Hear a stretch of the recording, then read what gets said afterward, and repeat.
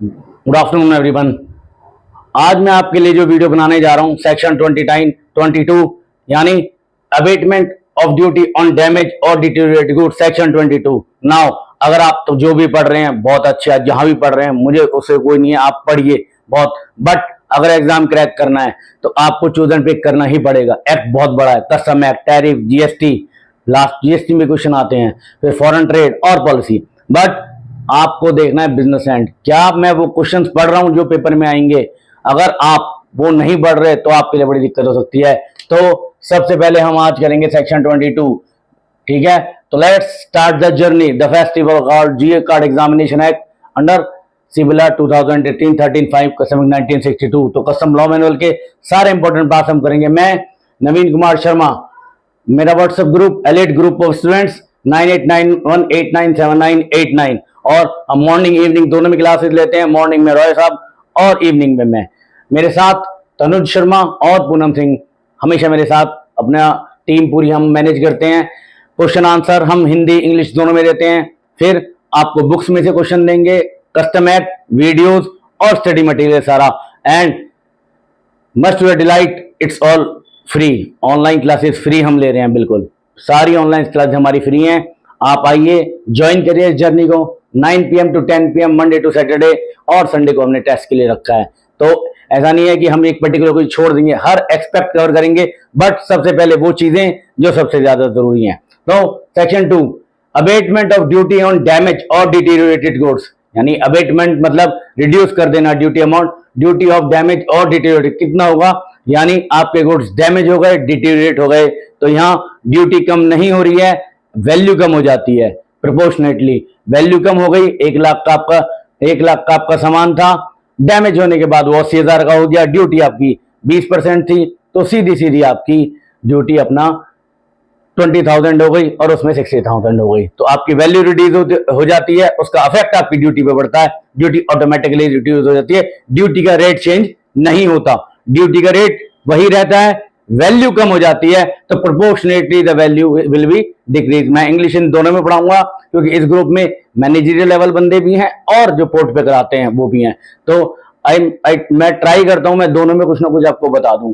सबसे पहले हम कैटेगरी हमने डिवाइड कर ली है। आप ये चार्ट बनाइए और इस चार्ट को ध्यान में रखिए। ये चार्ट आपको इस सेक्शन की पूरा सब कुछ बता देगा। तो नाउ सबसे पहले ये एनी इंपोर्टेड गुड्स, यानी कोई भी इंपोर्टेड गुड्स है, ये उसके बारे में बात कर रहा है। सेकंड, ये बात कर रहा है imported goods other than warehouse goods, यानी इसमें तो एनी दोनों इंक्लूड हो गए, उसमें दोनों इंक्लूड हो गए। सेकंड में imported goods other than warehouse goods, अब इसमें दोनों है, इसमें इंपोर्टेड है, तो बचा कौन सा? Warehouse goods. आपको ये चीजें ध्यान रखने की छोटी छोटी। सबसे पहला टाइम ऑफ इवेंट, यानी ये घटना कहां घट रही है जिसकी वजह से वैल्यू रिड्यूस हो रही है। सबसे पहले में एनी गुड्स बिफोर और ड्यूरिंग अनलोडिंग। दूसरे में after unloading but before their examination under section 17 of the custom, यानी एग्जामिनेशन सेक्शन 17 में होता है कस्टम एक्ट में, आप ध्यान रखिए 17 ऑफ द कस्टम एक्ट। तीसरा, any time before their clearance और होम कंजम्पशन, यानी सबसे ज्यादा बेनिफिट वेयर हाउस गुड्स में मिल रहा है। अब टाइप ऑफ लॉस, किस टाइप का लॉस हो रहा है, तब मैं एग्जांपल देता हूं। आपका डैमेज डिटेरियोरेटेड दोनों हो रहे हैं इसमें। सेकंड में सिर्फ डैमेज, डिटेरियोरेटेड हट गया, और थर्ड में सिर्फ डैमेज, यानी कितना बड़ा जो क्लियर है वो यहीं पे हो गया, कितना मैटर। यानी आपके कंटेनर में कोई अगर माल है तो अनलोडिंग से पहले वो डैमेज है या ड्यूरिंग डैमेज हो चुका है, ठीक है, उसी दौरान वो डैमेज है, तो आप जाके जॉइंट सर्वे करा के आप कह देंगे मेरा गुड डैमेज है या खराब होना चालू हो गया है, तो आपको ड्यूटी बेनिफिट मिलेगा। आपने अगर अनलोडिंग करा दिया है, गोडाउन में रखा जा चुका है, सारे काम हो चुके हैं, उसके बाद मैटर दूसरा चला जाता है, ठीक है। यानी after unloading but before their examination under 7, आपका माल अब अनलोड हो गया है, प्रॉपर एंट्री हो चुकी है, बट एग्जामिनेशन से पहले आपको पता लगता है आपका माल थोड़ा बहुत टूट गया है, डैमेज हो गया है। सपोज किसी की कार आई है और कार वो जा रही है अंदर, और हल्का सा कार में डेंट पड़ गया या कुछ शीशा टूट गया, तो वो डैमेज है। बट एक चीज है, नेग्लिजेंस इंपोर्टर की नहीं होनी चाहिए। अगर ये इंपोर्टर की वजह से हुआ है तो नहीं मिलेगा। सपोज करो किसी इंपोर्टर का बेटा आ गया, ठीक है, वो कहता है नहीं पापा मैं गाड़ी चला के देखूंगा, हमारी गाड़ी आई है इतनी महंगी, और वो गाड़ी चलाता है और वो गाड़ी सीधा कंटेनर में मार देता है, गाड़ी का लॉस हुआ है, then custom will not be liable to exempt the duty. Custom तभी करेगा जब इंपोर्टर की कोई गलती नहीं होगी, कोई इसकी बिल्कुल इंटेंशन नहीं होगी। अगर उतरने के बाद और सेक्शन 17 में एग्जाम से पहले डैमेज होता है तो यहां ड्यूटी का आपको रिलैक्सेशन मिल सकता है।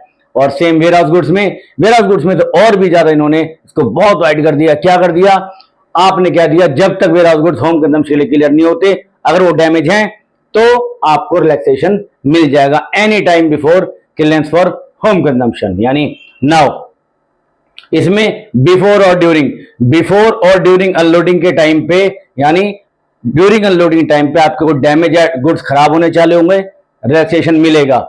इसमें अनलोडिंग हो गई है इंपोर्टेड गुड्स में, बट अभी वो एग्जाम नहीं हुआ है तो। और थर्ड में वो कह रहा है वेयर हाउस गुड्स में तो बहुत ज्यादा स्कोप खुला हुआ है एनी टाइम। थर्ड, रेपरकेशंस क्या होंगे, अब इसका इफेक्ट क्या होगा, तो सारी घटनाएं घट रही हैं। Proper officer, assistant commissioner, deputy commissioner of customs हैं, ये आप हमेशा ध्यान रखिएगा।